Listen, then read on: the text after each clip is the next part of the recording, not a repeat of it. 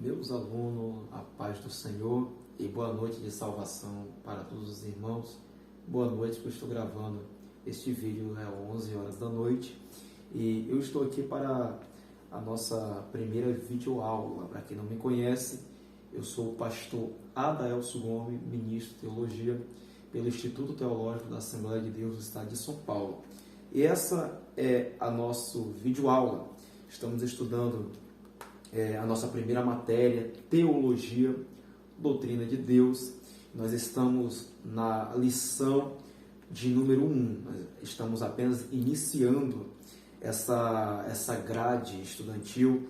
Os nossos currículos deste curso teológico é Teologia, Cristologia, Pneumatologia, Angelologia, Antropologia, Ramatiologia, Soteriologia, Antigo Testamento, Novo Testamento, Geografia, Heresiologia, Evangelismo, Missiologia, Eclesiologia, Arqueologia, Educação Cristã, Método para Estudo da Bíblia, Homilética, Hermenêutica, Escatologia, Português, Ética Cristã, História da Igreja, História do Povo Hebreu, Ética Pastoral, Liderança Cristã, Apologética Cristã, Missão Transcultural, Metodologia Científica, Administração Eclesiástica, Teologia Pastoral, Psicologia Geral, Teologia Sistemática, Sociologia, Introdução à Filosofia,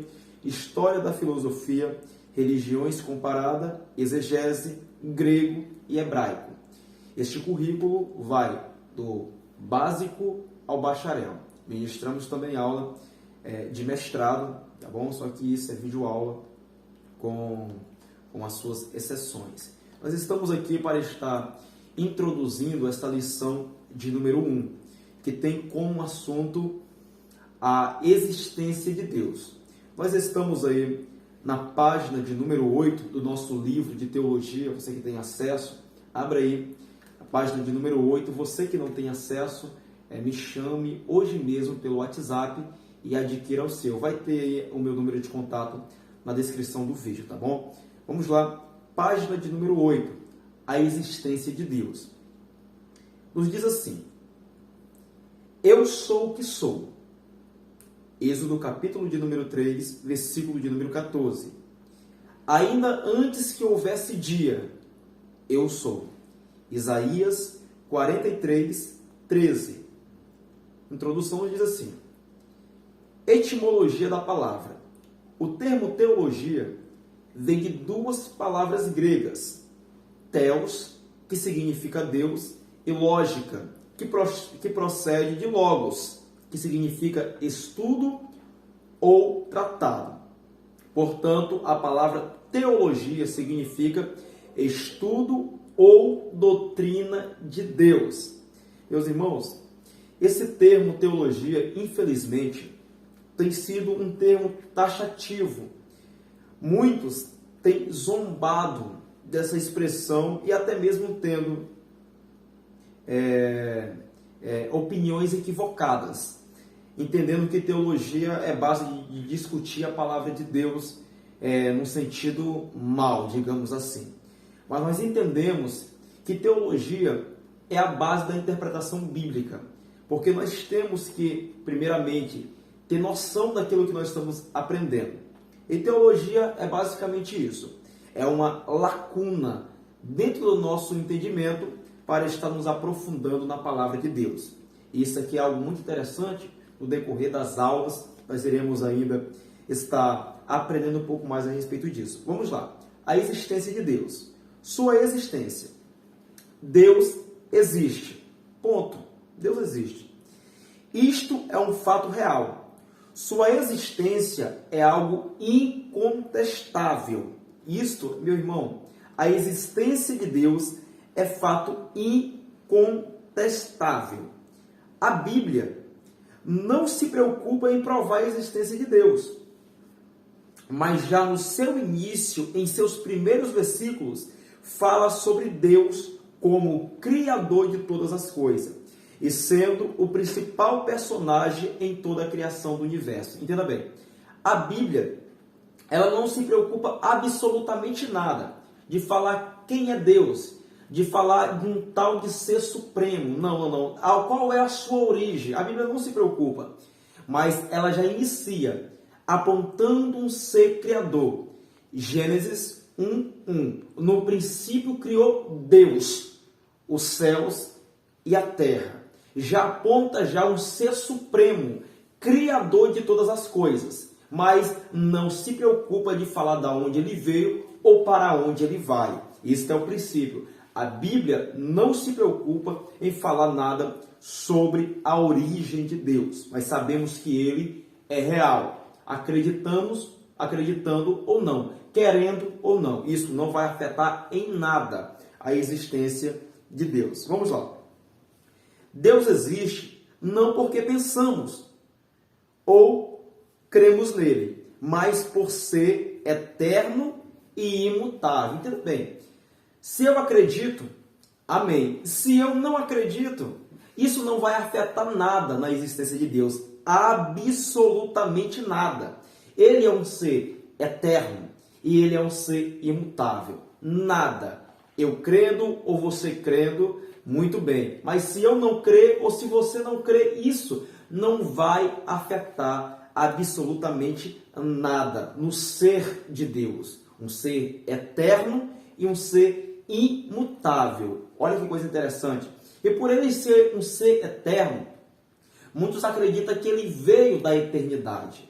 Não. Este é um grande equívoco. Deus não veio da eternidade.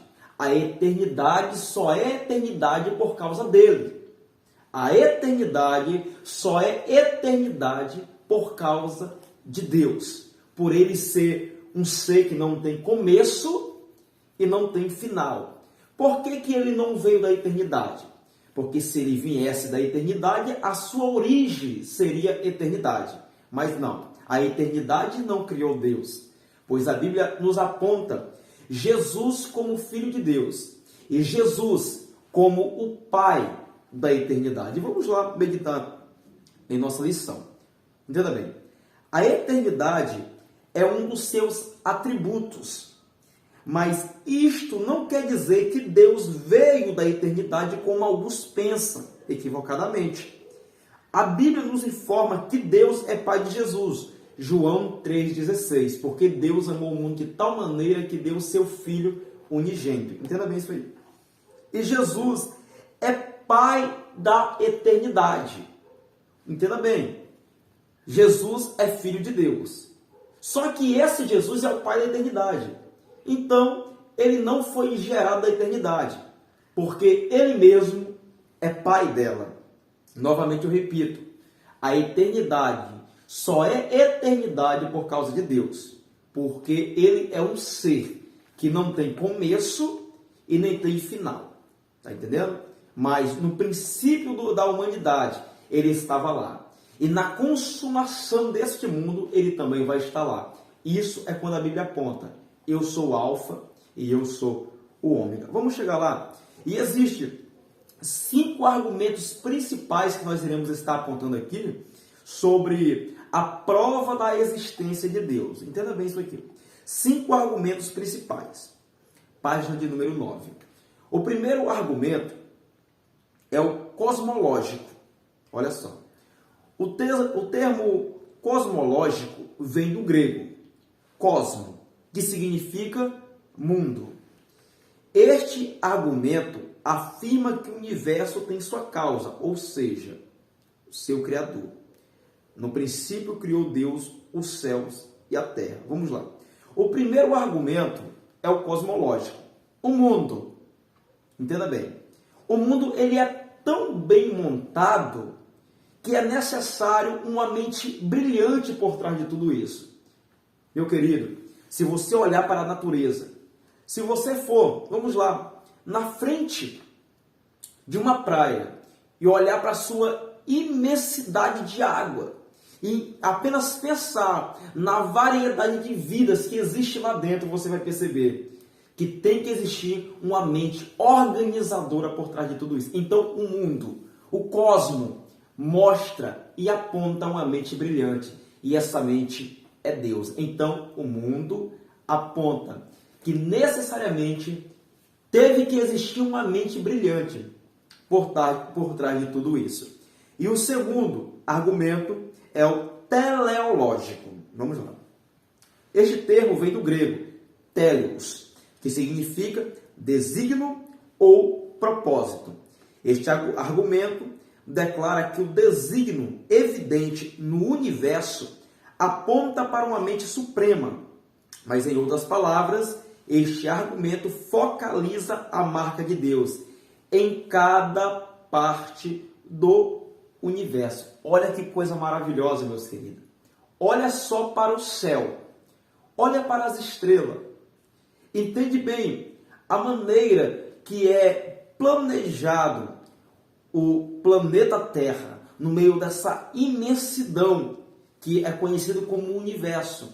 Olha para as estrelas, olha para, digamos assim, as outras estrelas maiores, ou os outros mundos, ou os outros planetas, não sei como que você gosta de chamar.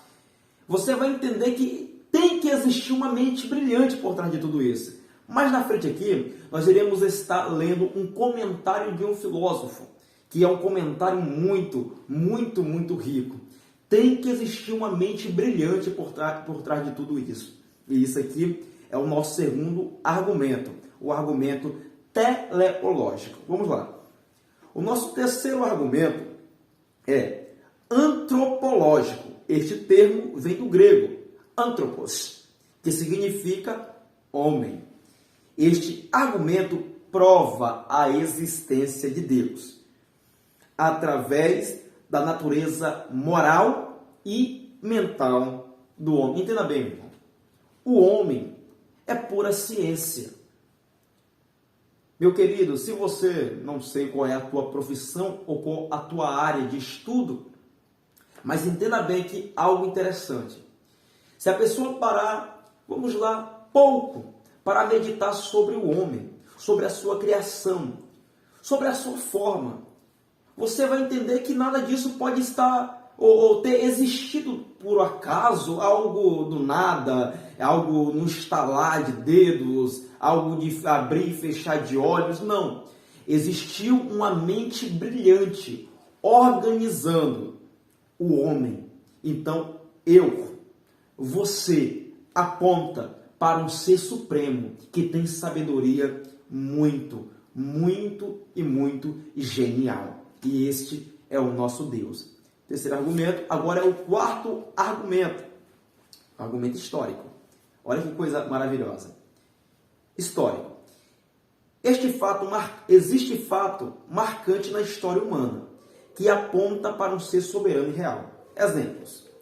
O dilúvio, o dia longo de Josué, o nascimento de Jesus. Todos estes fatos ficaram conhecidos universalmente. Eu estou na página de número 10. Entenda bem. Existem fatos históricos que não tem nem como contestar. E um deles é a respeito do dilúvio.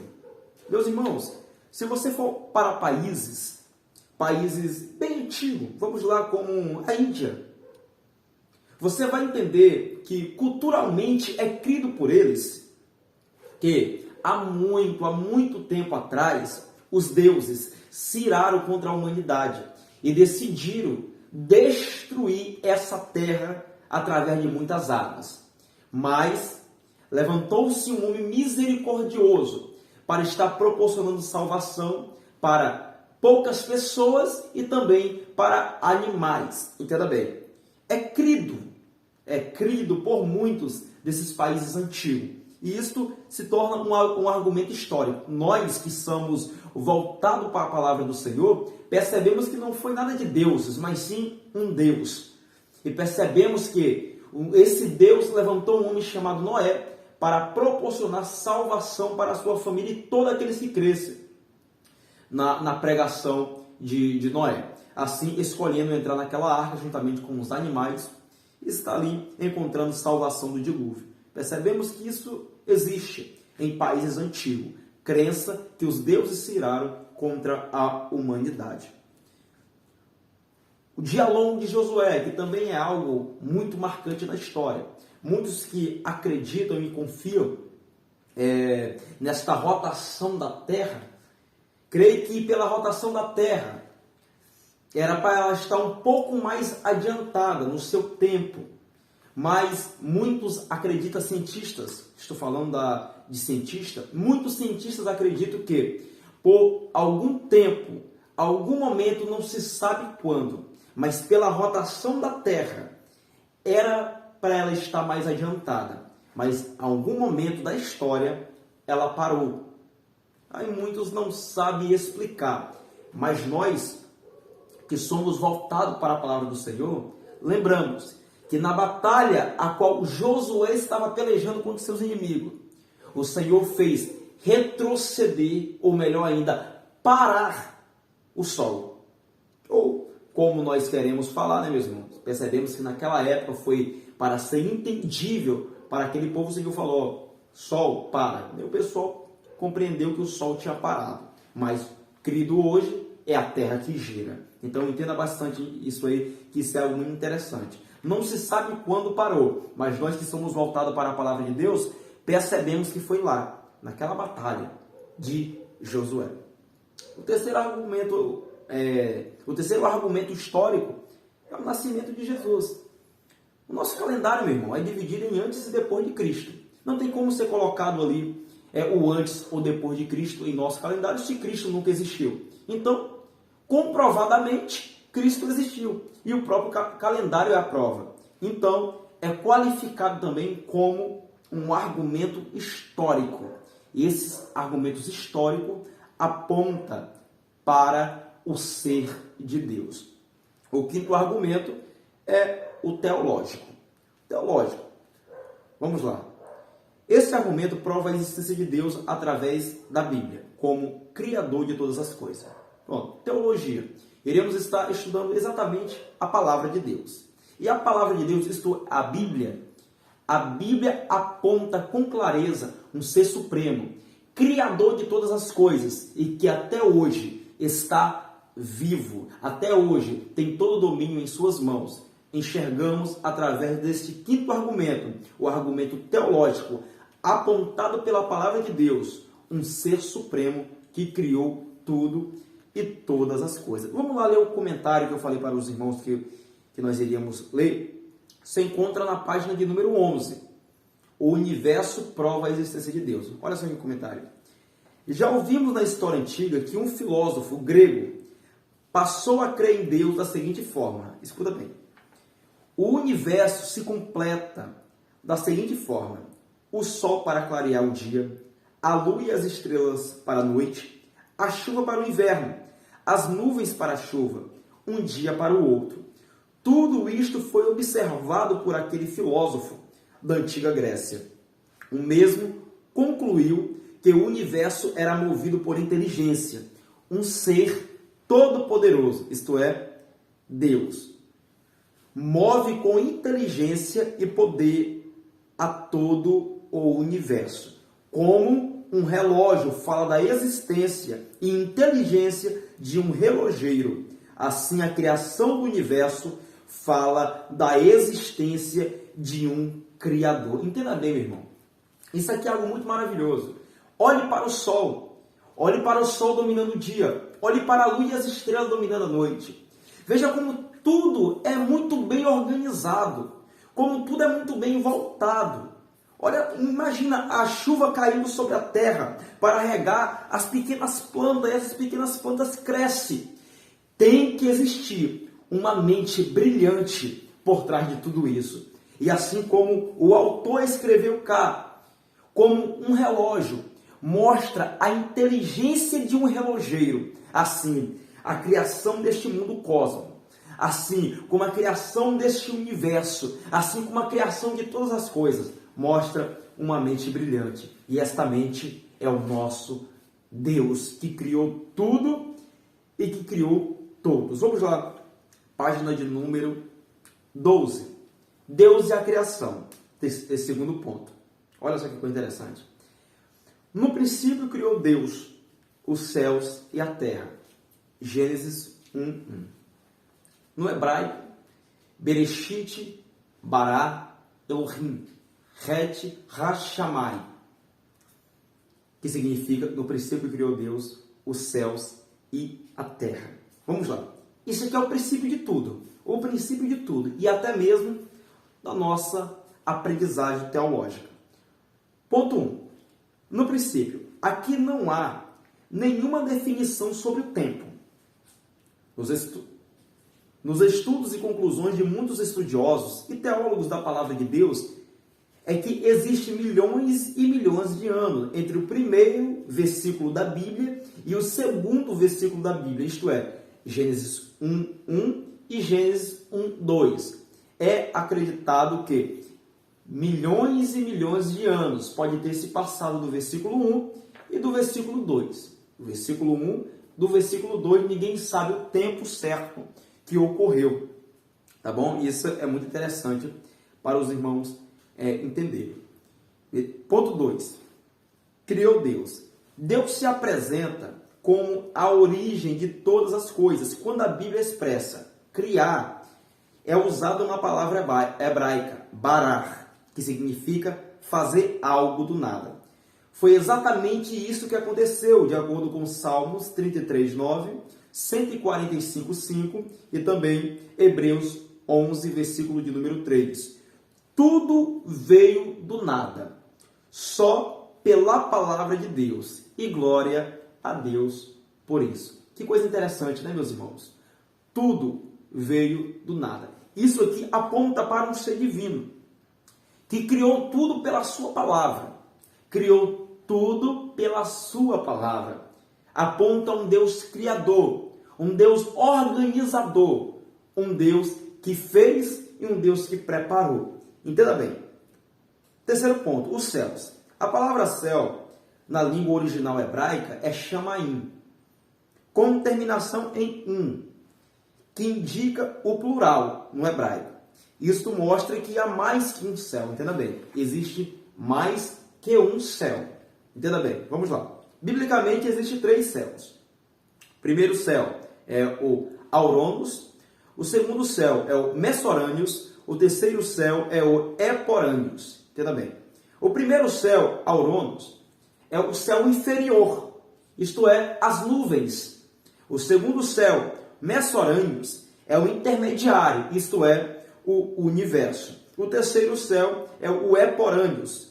É o superior. Isto é, morada de Deus, revelada em 2 Coríntios, capítulo de número 12, versículo de número 2. O segundo céu é revelado em Gênesis, capítulo de número 15, versículo de número 5. O primeiro céu ele é revelado em Lucas, capítulo de número 17, versículo de número 24. Entenda bem. Religiões acreditam, em especial a religião judaica, aponta ou é crido por muitos que existe 7 céus.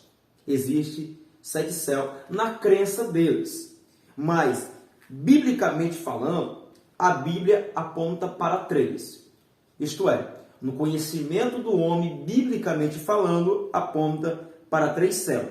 Aurônios, Messorâneos e Eporâneos. O inferior, o intermediário e o lados altos, isto é, a morada de Deus. E isto aqui é muito interessante para nós entendermos e notarmos. Vamos lá, vamos para a página de número 17. O terceiro ponto já é a natureza de Deus. Isto aqui é algo muito interessante, é muito rico. Iremos estar aí expressando antes de encerrar esta rápida aula. Terceiro ponto, a natureza de Deus. O nosso conhecimento sobre Deus é muito pouco. Isso aqui é interessante os irmãos entenderem. Mas o que dele sabemos é por sua palavra, isto é, a Bíblia. Por isso é importante a teologia. A teologia abre para nós esse conhecimento da palavra de Deus. Isto aqui é algo para nós estarmos nos alimentando diariamente, para que esta lacuna aberta em nosso coração venha cada dia mais abrir, para deixar a palavra do Senhor penetrar e penetrar. Entenda bem, porque tudo que conhecemos sobre Deus, a sua natureza, é apontado pela palavra de Deus. Isto é, a Bíblia. E, por por meio da fé, de acordo com Hebreus 11:6. Isso aqui é algo muito interessante. Na nossa turma presencial anterior que nós ministramos, eu falei algo muito interessante a respeito disso aqui. Mas vamos lá. Da mesma forma, se não podemos com os braços abarcar uma montanha, podemos ao menos pela vista ter dela um conhecimento. Embora parcial, mas temos algum conhecimento. Pisamos no solo da terra, mas não podemos ver todo o globo terrestre, entenda bem. Assim é Deus. Não podemos ver sua grandeza, pois só conhecemos parcialmente. Nós entendemos de Deus apenas aquilo que a Bíblia aponta. E ainda muito sufocadamente. Por quê? Temos que estudar bastante para compreender algumas passagens bíblicas. Principalmente quando aponta sobre Deus, sobre o Filho e, em especial, sobre o Espírito, o pneuma, sobre o Paracleto. É algo muito difícil de compreensão, mas através de muitos estudos nós conseguimos ter um certo conhecimento, por mais que parcial. É como a revista acabou de falar, é como a nossa apostila acabou de falar. Nós não podemos ir lá e abraçar um monte, mas nós conseguimos olhar e ver. Tem árvore, tem rocha, tem areia, tem formiga. Por mais que nós não conseguimos tomar sua imensão completa, sua dimensão completa, mas nós conseguimos ter um conhecimento, por mais raso, mas temos. E isto sobre Deus é revelado nas Escrituras Sagradas. A sua natureza: Deus é Espírito, João 4:24. Deus é luz, 1 João 1:5. Deus é amor, 1 João 4:16. A natureza geral de Deus, através da Bíblia, vai estar mostrando Deus, primeiramente, como um Deus que é paz, Romanos 15:33. Deus é fiel, 1 Coríntios 1:9. Deus é sábio, Romanos 16:27. Deus é amor, 2 Coríntios 13:11. Deus é misericórdia, Romanos 2:4. Deus é poderoso, Marcos 14:62. Deus é luz, 1 João 1:5. Deus é Espírito, João, capítulo de número 4, versículo de número 24. Deus é o único. Deus é o princípio e o fim de todas as coisas. Por isso que em Apocalipse 22, versículo de número 13, vai estar dizendo: eu sou o Alfa e eu sou o Ômega. Eu sou o princípio e eu sou o fim. Nós temos que entender Deus desta maneira. Ele na origem de tudo. Não que ele tenha a sua origem, mas tudo que existe se originou nele. Se originou através dele. Porque dele, por ele e para ele são todas as coisas. E nós temos que entender isso. Por isso se revela: eu sou o Alfa, eu sou o Ômega. Alfa é a primeira letra do alfabeto grego. Vamos lá. Alfa, beta, gama e assim vai embora. E o Ômega é a última letra do alfabeto grego. Ele é o começo e ele é o final de todas as coisas. Sabemos que no começo começa com um alfa e no final finaliza com um ômega. Mas no decorrer de tudo isso aí, nesse intermédio, tem muitas letras que aparecem. Assim é a história da humanidade. A Bíblia tem apontado para o início. Deus criou tudo. E Deus vai estar executando tudo. Até mesmo quando for nos levar para o céu, a Bíblia nos aponta isso. Mas nesse meio termo, acontece muitas coisas. Mas tudo sobre o controle do meu e do teu Criador. Isto é, Deus. Para encerrarmos, página de número 19. Sua origem. Ainda antes que houvesse dia, eu sou. Isaías, capítulo de número 43, versículo de número 13. A palavra origem só se aplica às coisas criadas. Olha só, entenda bem. A palavra origem só se aplica a coisas criadas. Ao pensarmos em qualquer coisa que tem origem, nós não estamos pensando em Deus, porque Deus não foi criado. Entenda bem. Deus, ele é autoexistente. E isso vai cair no questionário, tá? Então, medida nisso aí. Deus, ele é autoexistente. Isto é, existe em si mesmo. Entenda bem. Deus é autoexistente. Ele não precisa de ninguém, de absolutamente ninguém, para ser criado, porque ele é autoexistente. Ele mesmo é. Ele não foi criado, ele é. E isso finaliza tudo a respeito da origem de Deus, porque ele fala, o próprio mesmo Jesus Cristo disse, antes que Abraão existisse, eu sou. E nós temos que entender Cristo apontando para muitos, a história do povo de Israel iniciou em Abraão. Mas antes do povo de Israel iniciar com uma história, o Senhor Jesus, ele já era. Deus, ele já era. Por quê? O Senhor não se passou a existir quando a religião judaica foi criada, não. Ele sempre existiu. E tudo que existe, só existe por causa dele, porque ele é autoexistente. Ele é. Entenda bem. Enquanto o homem e demais criaturas são aloexistentes, isto é, precisa de alguém para ser criado, ou foram criados por alguém. Deus é criador, enquanto o homem é a criatura. Meu irmão, isso é algo muito interessante, porque existe até mesmo ensinamentos dizendo que Deus é uma árvore, Deus, ele é uma flor, Deus é uma borboleta. Isto é certo ou errado? Isto é totalmente errado, porque a criatura nunca vai ser o Criador. A criatura nunca, absolutamente nunca, vai ser o Criador.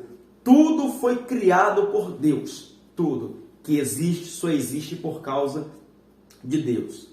A fé não se preocupa em provar a origem de Deus. Meu irmão, assim como a Bíblia não se preocupa nada em falar sobre a origem de Deus, assim a fé. A fé não se preocupa em falar, não, Deus veio disso ou foi para aquele outro. Não, não. A fé não. A fé, mesmo sem nós vermos, nós cremos.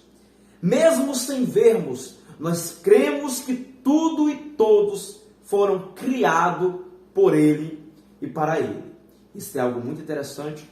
Nós estaremos encerrando a nossa primeira aula por aqui. Que o Senhor te abençoe. E se você que não tem acesso ainda à nossa apostila e quer adquirir, entre em contato conosco. Como que você vai nos encontrar? Vai estar aí na descrição do vídeo, tá bom? Manda mensagem para mim, que nós iremos estar te respondendo. Que Deus em Cristo vos abençoe, em nome de Jesus.